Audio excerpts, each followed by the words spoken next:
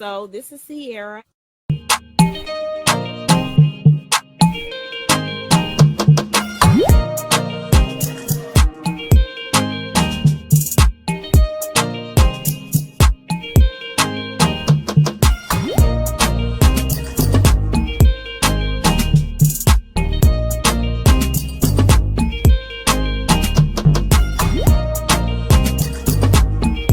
Hi you all, this is Sierra, and today we're going to be talking about pseudo-exacerbations. Now, with relapsing remitting multiple sclerosis,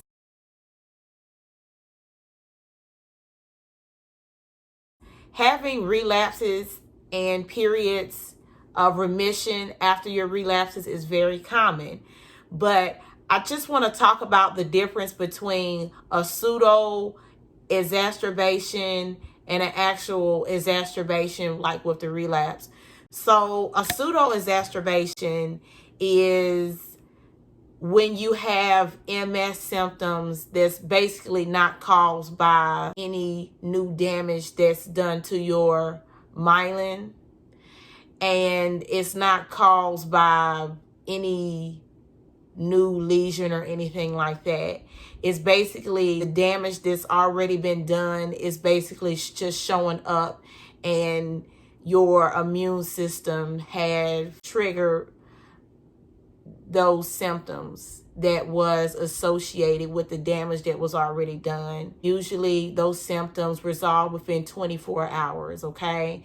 Now, you will know if it's a true relapse or exacerbation if it lasts more than 24 hours and if those symptoms occur at least 30 days after a relapse.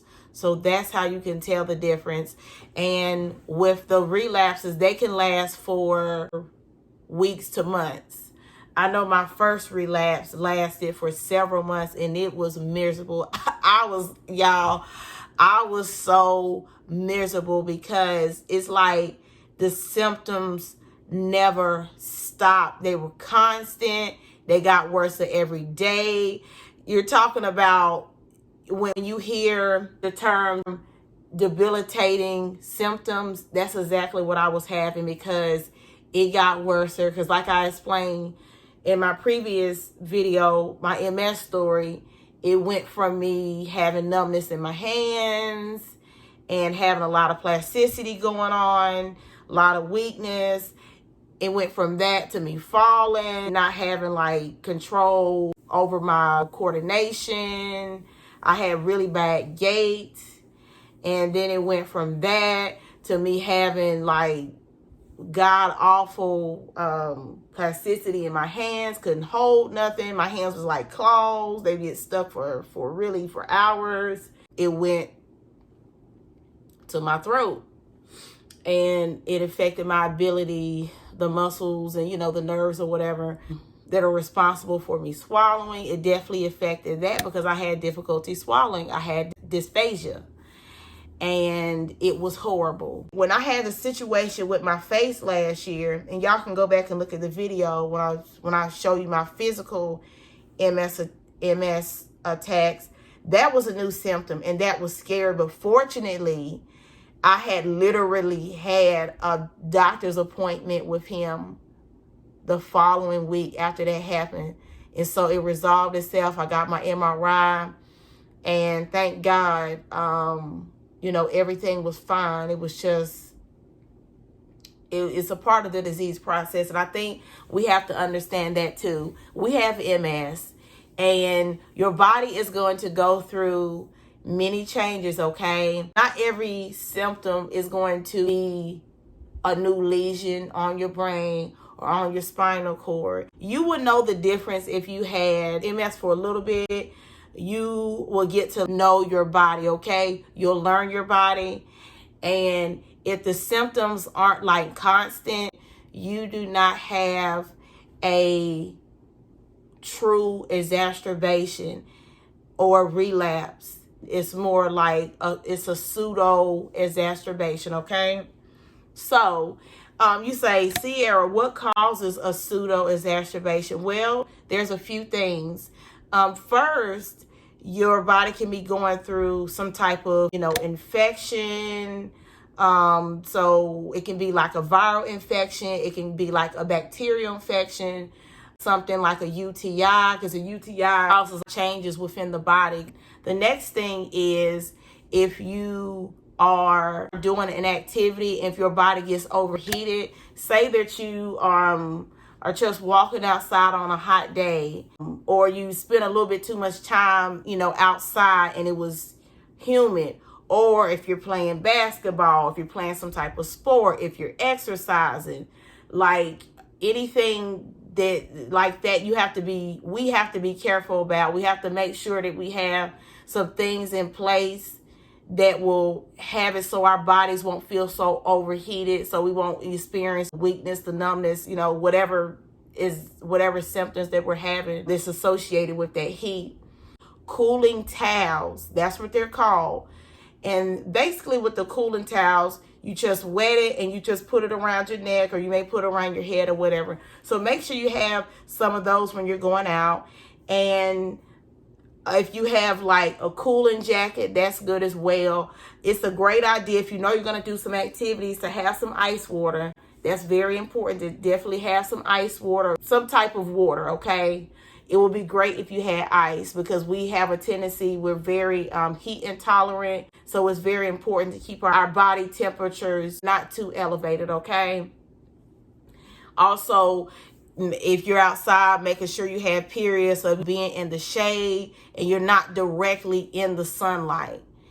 You have to be careful. You have to give yourself breaks. I know it's summer, so I know that you might want to be outside in the pool or the beach or whatever. Just be careful. If you're in the pool for a little bit, that's fine. Just get out of the pool, get under the shade a little bit and relax your body, and then go back out. You have to incorporate breaks. And another thing is overdoing it. Y'all, I am very guilty for doing this. Like, I am very ambitious and entrepreneur, and just have a book coming out and everything, and I'm excited about it, but I felt like I overdid it. I was stressing myself out so much, and I had to really like pump the brakes on what I was doing. And I'm just like, either I'm gonna be up or I'm gonna be down. So I had to force myself to rest. Of course, I had my other obligation to do, which I did, but I really had to force myself to rest, to relax my mind. So it's best to rest, okay? There's only one you, so it's just like take that time out to relax your mind, because when you have MS, you have to preserve as much energy. Your body is working really hard to fight every day. Like, we're MS warriors, y'all. We have to fight. Besides our bodies getting adjusted, I would say too, the treatment that we're on and just everyday stresses of life, you have to set limits, okay? You have to set limits, and that's what I had to do. I had to set limits, y'all. Set limits on what you can do. You might have a schedule done out for the day, which would be a great idea if you have a schedule. But if you can't get to everything, that's fine. And guess what? Some days are just hell and you can't get to that schedule. Like, all hell breaks loose and you can't get to it. So it's just like, do the best that you can do, y'all, okay? Set limits, meditate, relax, listen to some quiet, relaxing music, maybe watch a favorite movie, maybe just take like a mental break. I mean, thank God I don't have kids right now.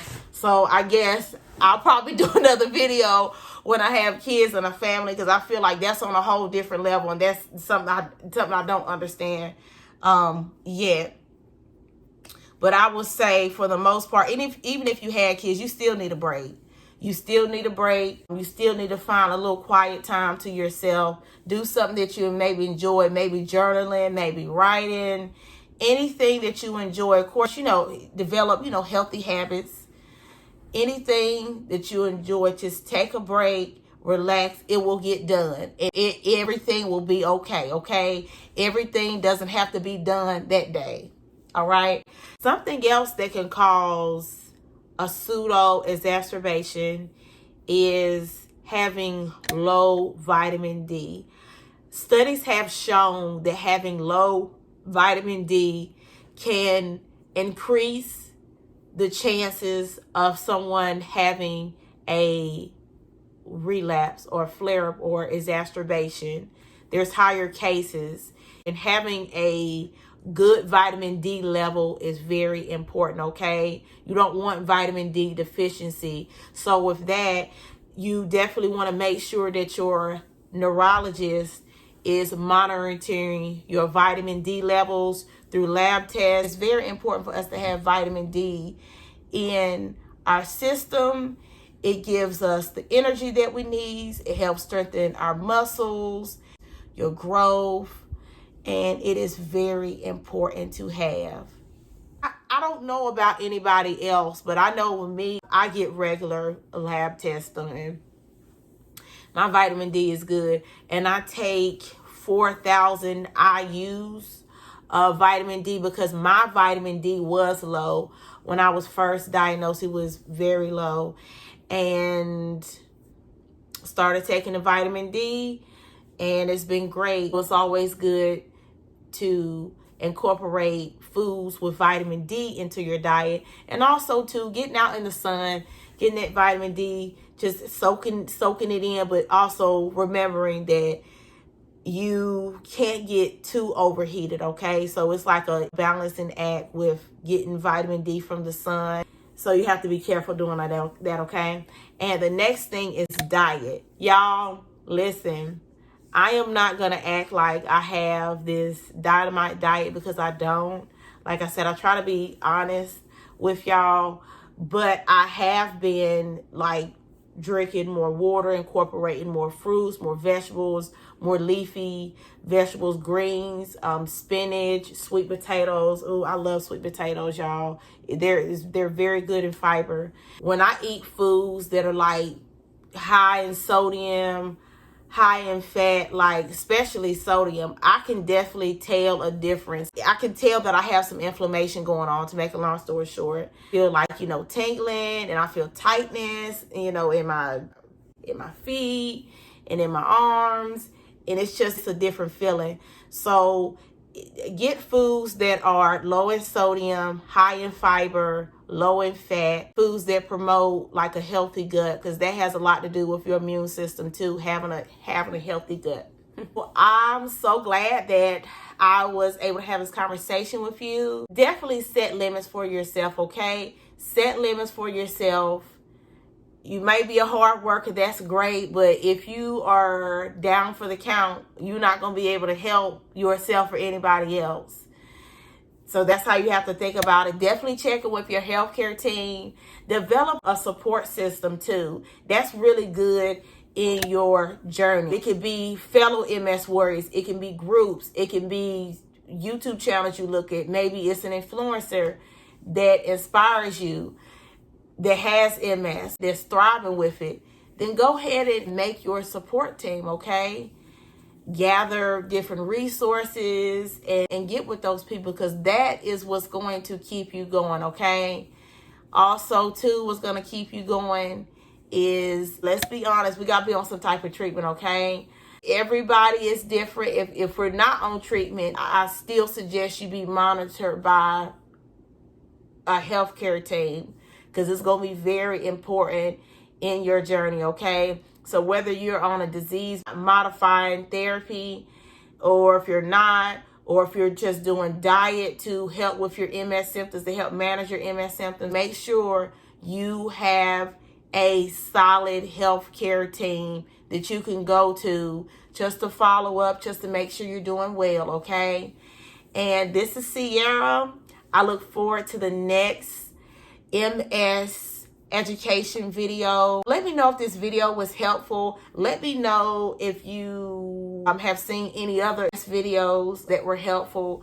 Let me know what you did to help you in your process when you were having a pseudo-exacerbation, even with a relapse. I know what helped me the most having a relapse was resting.